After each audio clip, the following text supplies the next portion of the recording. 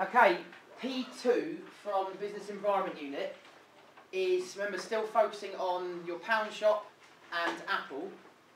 Anyone any good at Pictionary? No. What? Picture one. Yeah. What do you think the topic of today's session is? Pictionary. Meat hand. Meat hands. Okay, no. Barbecue. Meat hands. Not meat hand. I see what you say as it is. Steak grabbing. Steak grabbing. No. Customer service. Oh, what was that? Stakeholder. Stakeholders. Oh, Denny's not that. Thank you. Topic of today's session is stakeholders. Does anyone know, before we start, does anyone know what a stakeholder is? I did. Just to be clear, okay, although that is steak, S-T-E-A-K, a stakeholder is S-T-A-K-E, as in stake through the heart. Okay? As in a stake in a business.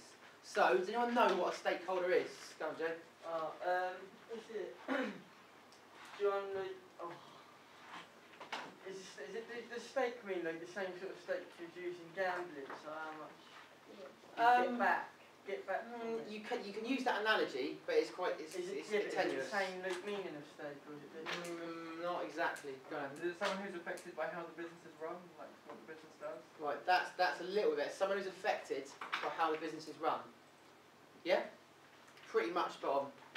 Okay, it's anyone that has a vested interest in the business, in the success or failure of the business.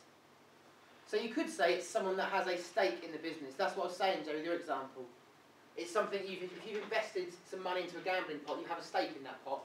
It's the same in this. Yeah. Different groups of people have stakes in a business. Alright? Groups of people who have an interest in a business organisation. They can be either internal to the business or external.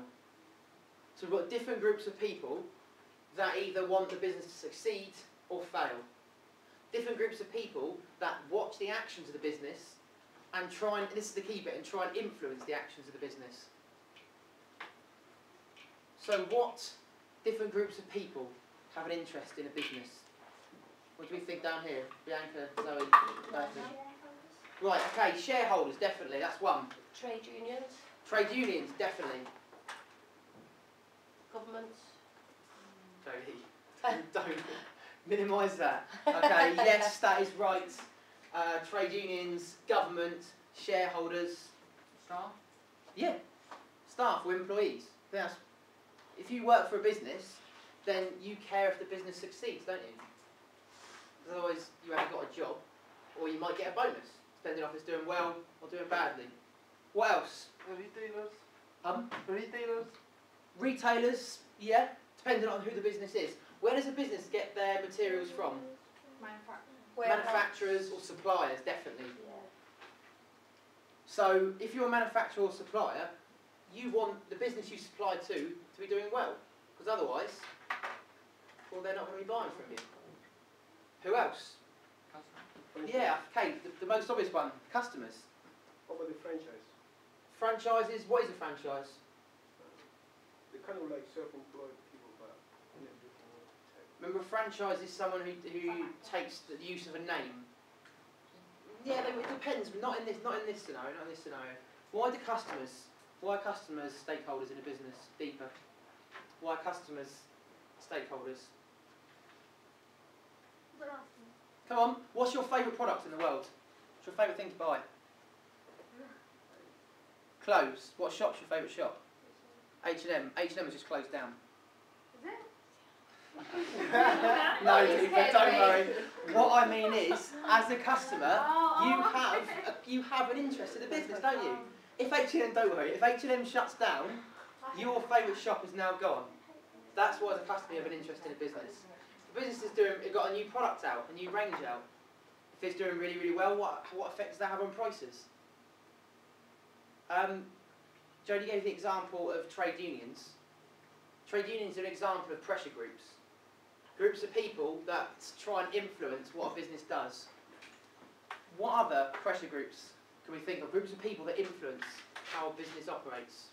So, just to say, someone else on YouTube.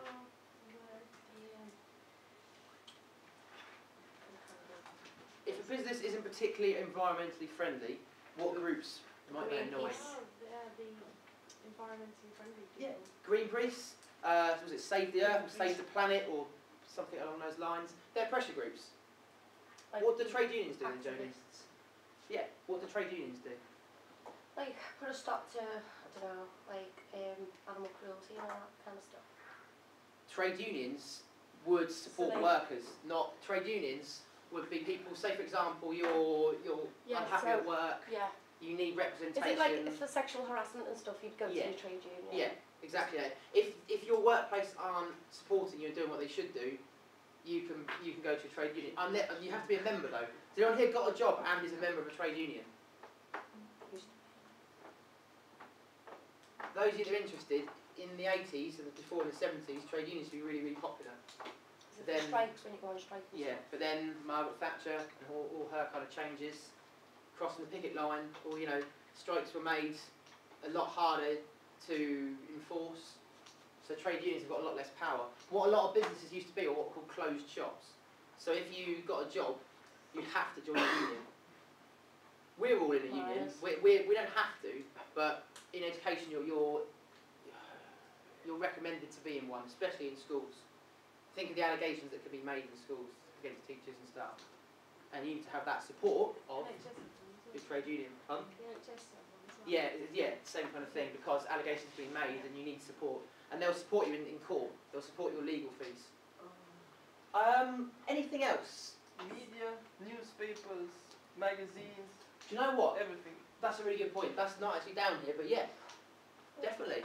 Media. Because They want to know what you're doing, don't they? They want to know what the business is doing, so they're going to have an interest in what it does. Definitely. I think we pretty much covered all of those. The only one we didn't really was the community. We talked about pressure groups. What I mean by community is the local community around maybe a manufacturing plant, around the retailer. An example of this would be, you think of a store like Asda and Tesco's, they have deliveries all the time. If you lived next door to them, you wouldn't want to hear that annoying beep, beep, beep of a lorry reversing every half an hour, 3 in the morning. So what they do to support their local community, because their community influenced them, told them we don't like this, they only have deliveries between certain hours. Because they responded to the pressure from the local community, and they felt that in terms of customer relationship management, it was a good thing to do to take into consideration what they wanted them to do. You're with me so far on who and what stakeholders are? Anyone who has an interest in the business. So what a business wants to do is satisfy all their stakeholders. That's one of the main things. Obviously you've got customers who are up quite high, because that's who buys the product, but they want to satisfy all their stakeholders. Sophie, can you see a problem with that?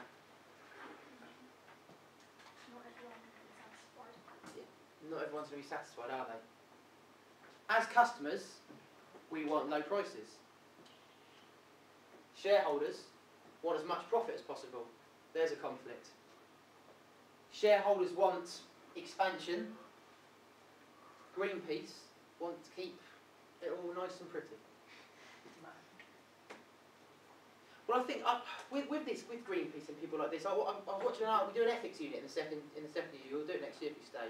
And we were watching an article about quite a famous lady who was talking about how there shouldn't be pipelines, oil pipelines, going across certain areas of the country.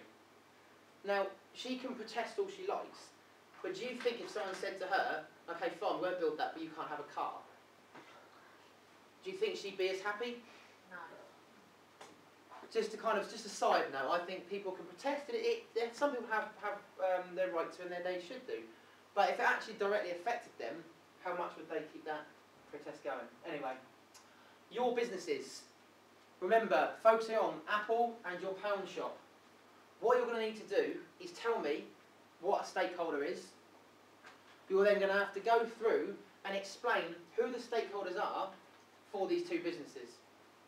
Now, it depends how you like this. Some people have before pretty much gone through every single stakeholder for Apple and explained it, every single one for Poundland and explained it like an expanded bullet-pointed list.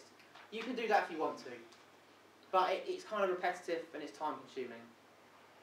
What I would do is pick one or the other for each one of those and just write a whole kind of section together. Explain what stakeholders are and owners. Well, we know that the owners of Apple are the shareholders. We could talk about dividends, we could talk about they want more profit. Oh, they are the shareholders. But remember, there are no shareholders for Pound Shop, so it's that sole trader, that one person. He wants to make as much money as possible so he can expand. Do you see what I've done there? Rather than kind of making this bullet pointed kind of boring list, it's taking the points and applying it to the two businesses at the same time if possible.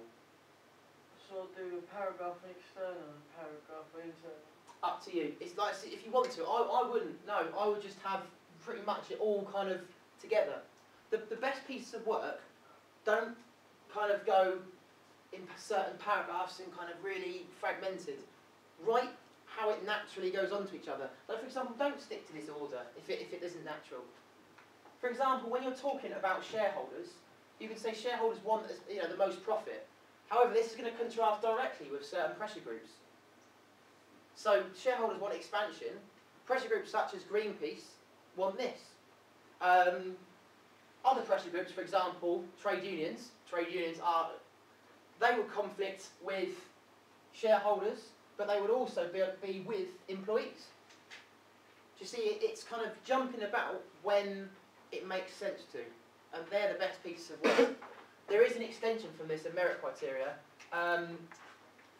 which starts to look at explaining the points of view of the different stakeholders, linking their viewpoint with the aims and objectives.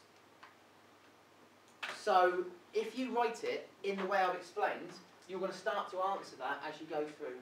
Don't worry about that too much. This is P2, taken directly from the assignment. How the various stakeholders influence Apple and the Pound Shop. So really, it's saying, well, how do these people influence what Apple and what the Pound Shop do? Okay? What I would like to do, before you just crack on with it, is just start to think about, on a piece of paper, write down some examples for Apple and the Pound Shop. Just discuss it in small groups to start off before we go into the assignment. So what stakeholder groups are there, and really start to apply it to these two case studies. Has anyone got any questions before we start? How's the government linked with Apple? How's the government linked with Apple? Yeah. Can anyone else answer that? Tax. Tax. Definitely. Tax. The more money, the more better they do, the more profit they earn. The more profit they earn, the more corporation tax they pay on their profit. Exactly. Okay?